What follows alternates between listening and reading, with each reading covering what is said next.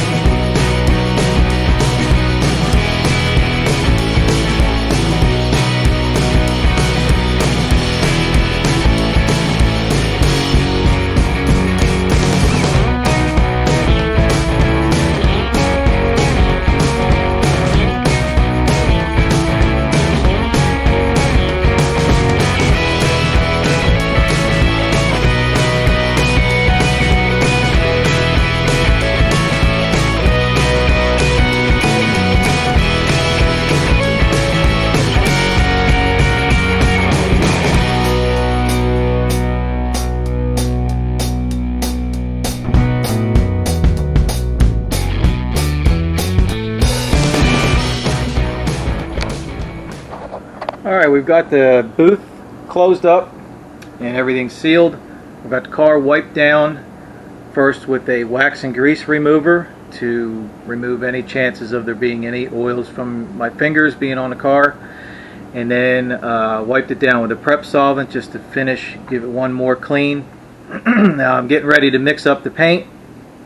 I've mixed one cup up so far, and what I'm using is a PPG product. Again, I use all PPG stuff. It's an epoxy primer, lead-free epoxy primer, DP90. 90 just designates the color. It comes in 4 different colors: black, white, red oxide, and a gray.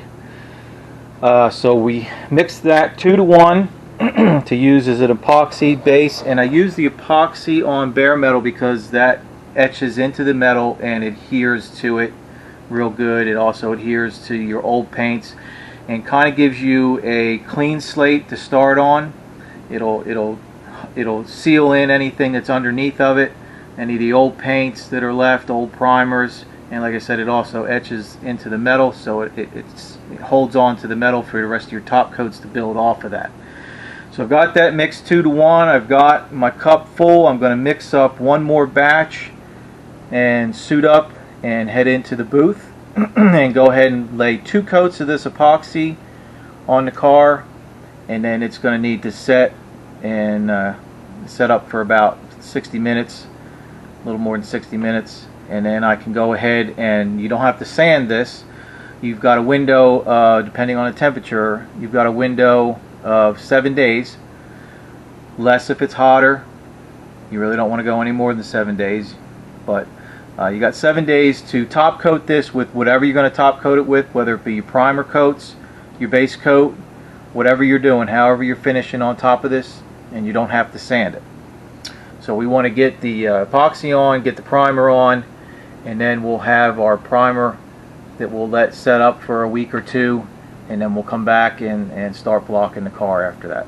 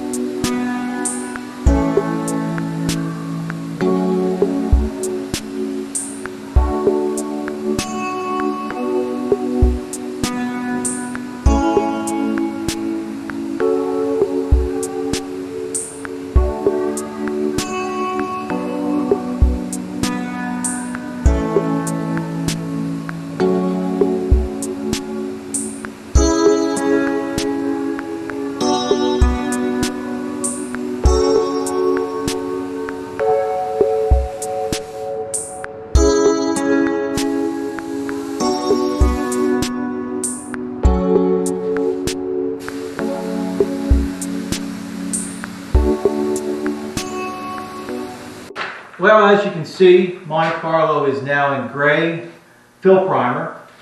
And I don't know what happened on the last video. I think the battery died just as I got spraying the gray on. But anyhow, we got it done.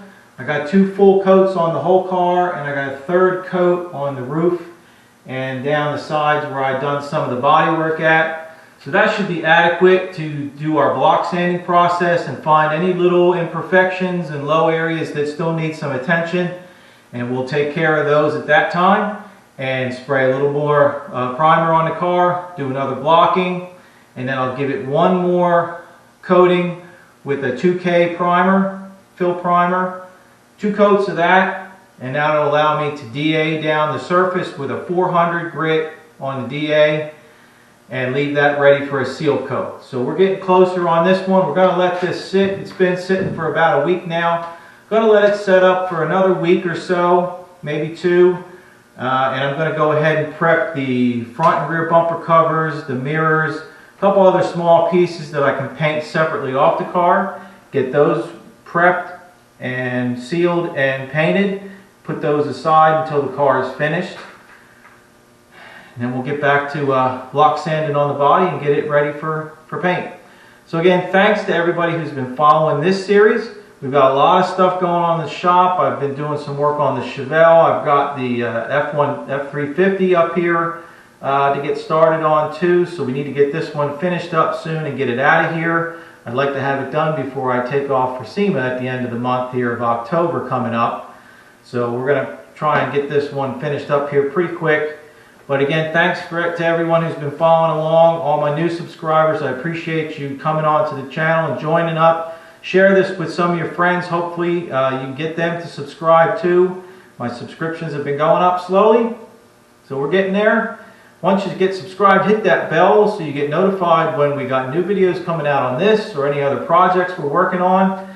If there's anything that I haven't covered too well and you'd like some more information about with this process on the car, leave me a comment and I can either do a video segment on that, or I can answer you in the comments section and try and help you out with any questions you have. So give me a thumbs up too for this. Appreciate it. And again, we'll be back again soon with this and some other things we got going on. But we'll see you soon.